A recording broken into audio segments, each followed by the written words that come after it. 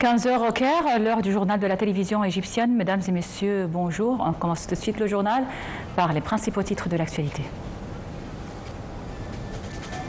Le Premier ministre Mostafa Madbouli accueille son homologue serbe Đuro Makut. Un pays arabe et musulman publie une déclaration conjointe rejetant et condamnant les récentes attaques israéliennes contre l'Iran. 50 Palestiniens tués et plus de 200 blessés alors qu'ils s'étaient rassemblés pour recevoir de l'aide à Khan Younes. À la une de l'actualité, le Premier ministre Dr Mostafa Madbouli a accueilli aujourd'hui à l'aéroport international du Caire son homologue serbe Đuro Makut. Une cérémonie d'accueil officielle a été organisée en l'honneur du Premier ministre serbe et de sa délégation. Les deux Premiers ministres ont tenu une séance de discussion afin d'examiner les moyens de renforcer la coopération bilatérale dans divers domaines d'intérêt commun. Les deux Premiers ministres doivent également présider le Forum économique égypto-serbe en présence de représentants des organisations patronale des deux pays. Première de contact effectué par le chef de la diplomatie Badr al-Arat avec ses homologues de 20 pays arabes et musulmans et à l'initiative de l'Égypte, une déclaration conjointe a été publiée hier rejetant et condamnant les récentes attaques israéliennes contre l'Iran. Ce communiqué a rejeté toute action contraire au droit international et aux principes de la Charte des Nations Unies, tout en soulignant la nécessité de respecter la souveraineté et l'intégrité territoriale des États. Les pays signataires ont mis l'accent sur l'importance impérieuse de mettre fin aux hostilités israéliennes contre l'Iran et de travailler à une désescalade en vue d'un cessez-le-feu global. Ils ont souligné aussi l'urgence d'établir une zone exempte d'armes nucléaires et d'autres armes de destruction massive au Moyen-Orient applicables à tous les pays de la région sans exception. Le communiqué a également souligné l'importance de s'abstenir de cibler des installations nucléaires placées sous les garanties de l'Agence internationale de l'énergie atomique. Les gardiens de la révolution, l'armée idéologique de la République islamique d'Iran, ont affirmé aujourd'hui avoir notamment ciblé un centre du Mossad, le service de renseignement extérieur israélien, au 5e jour d'un affrontement militaire avec Israël. Les gardiens ont frappé le centre du renseignement militaire de l'armée du régime israélien, Amman, et le centre de planification des opérations terroristes du régime israélien, le Mossad, à Tel Aviv, et que ce centre est actuellement en feu, selon un communiqué lu à la télévision d'État. Elle a de son côté affirmé aujourd'hui avoir visé des sites militaires en Iran et tué un haut gradé lors de nouvelles frappes aériennes auxquelles Téhéran a riposté par des tirs de missiles au 5e jour de confrontation entre les deux pays ennemis.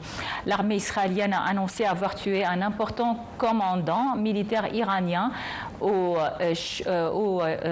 Shadmani dans une frappe nocturne menée sur un centre de commandement au cœur de Téhéran.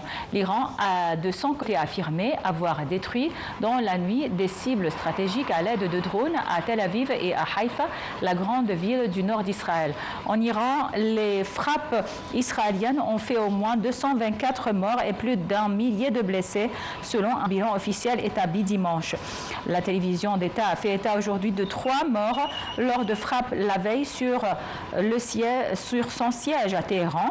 Selon le bureau de Benjamin Netanyahu, les salves de missiles et de drones tirés en représailles par Iran ont fait au moins 24 morts en Israël. Le chef de la diplomatie iranienne, Abbas Araghchi, a fustigé aujourd'hui la lâcheté des frappes israéliennes contre la télévision d'État à Téhéran qui ont fait au moins 3 morts selon un bilan fourni par le groupe audiovisuel. Abbas Araghchi a déclaré que cette attaque illustre le comble de la lâcheté et que les Israéliens ne peuvent remporter de véritables batailles et s'en prennent à un bâtiment civil qui ne dit que la vérité à la télévision. Il a ajouté que l'attaque contre la radio-télévision iranienne démontre le désespoir des Israéliens. Le roi Abdallah II de Jordanie a affirmé aujourd'hui que les attaques menées par Israël contre l'Iran risquent de provoquer une dangereuse escalade des tensions dans la région et au-delà. Lors d'un discours devant le Parlement européen à Strasbourg, il a déclaré qu'avec l'expansion par Israël de son offensive à l'Iran, il est impossible de dire où les frontières de ce champ de bataille s'arrêteront. Le roi Abdallah II a assuré que la paix imposée par la force n'est jamais durable. La monarchie jordanienne, le monarque jordanien a d'autre part déclaré que ce qui est passé à Gaza est la preuve d'un déclin moral, soulignant la nécessité de résoudre la cause palestinienne sur la base de la solution à deux États. La Chine a accusé aujourd'hui Donald Trump de de l'huile sur le feu dans le conflit israélo-iranien, Israël-Iran, après que le président américain a conseillé aux habitants de Téhéran d'évacuer immédiatement et a appelé les autorités iraniennes a signé un accord. Un porte-parole du ministère chinois des Affaires étrangères a réagi aujourd'hui que jeter de l'huile sur le feu, proférer des menaces et exercer des pressions ne contribuera pas à apaiser la situation, mais ne fera qu'intensifier les tensions et étendre le conflit.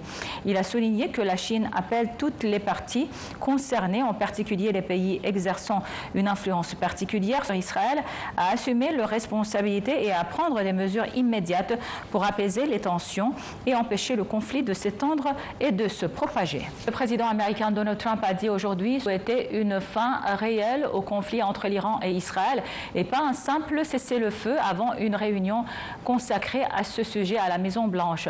Donald Trump a assuré hier que son départ anticipé du G7 n'avait rien à voir avec un cessez-le-feu entre Israël et l'Iran et a vivement reproché au président français Emmanuel Macron de l'avoir présenté ainsi. M. Trump avait relancé récemment les négociations avec Téhéran sur le programme nucléaire iranien, mais l'Iran a affirmé qu'il ne signerait pas d'accord tant que dureraient les attaques israéliennes. Appelé à une désescalade dans le conflit entre l'Iran et Israël et au Moyen-Orient en général, peu avant que le président américain Donald Trump ne quitte le sommet au Canada de manière anticipée.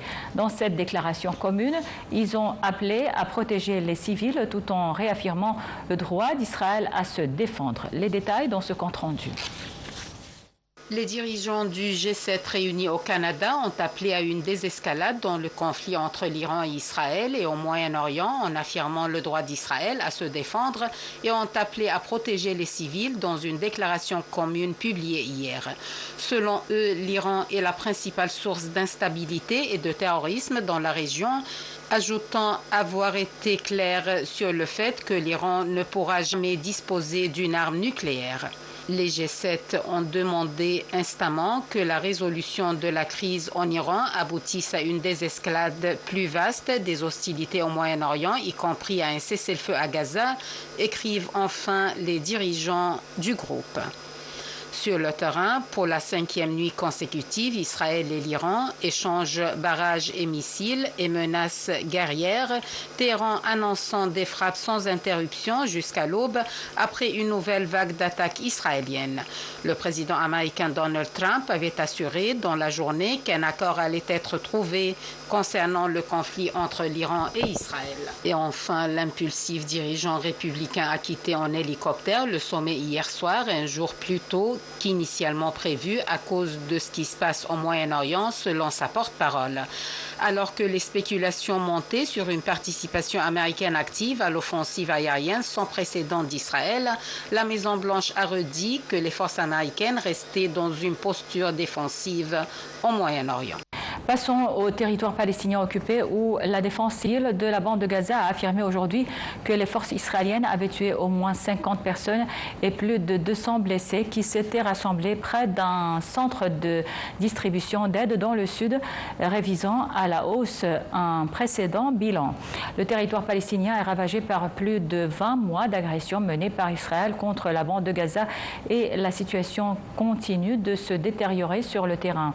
Le ministère palestinien palestinien de la santé avait déclaré hier que le bilan total à Gaza depuis le début de l'agression s'élève à 55 432 morts. Ciblé Kiev dans la nuit ont fait au moins 14 morts, dont un Américain, ont annoncé les autorités ukrainiennes après l'une des attaques au bilan le plus lourd depuis le début de la guerre en Ukraine. Les détails dans ce commentaire. 27 sites dans différents districts de la capitale ukrainienne ont été la cible de tirs ennemis cette nuit.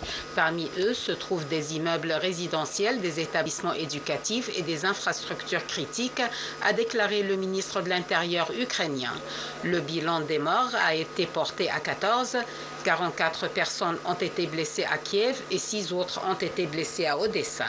Dans le district de Solomiansky, un citoyen américain est décédé dans une maison située en face de l'endroit où les médecins portaient assistance aux blessés.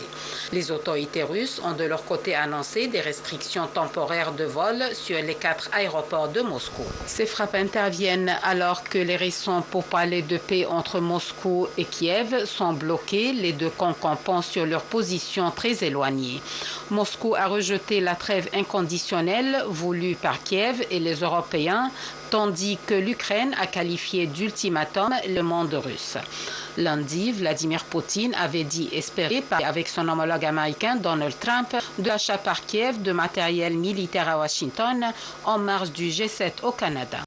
Et sur notre page économique, les cours du pétrole rebondissent modestement aujourd'hui en Asie après avoir reflué la veille faute d'impact majeur du conflit Israël-Iran sur l'offre d'or noir et les investissements restés suspendus à une décision de la Banque du Japon susceptible de réduire encore ses achats de dettes nippones. Le cours du baril de WTI américain grimpait de 0,45% et celui du baril de Brent de la mer du Nord gagnait 0,34%.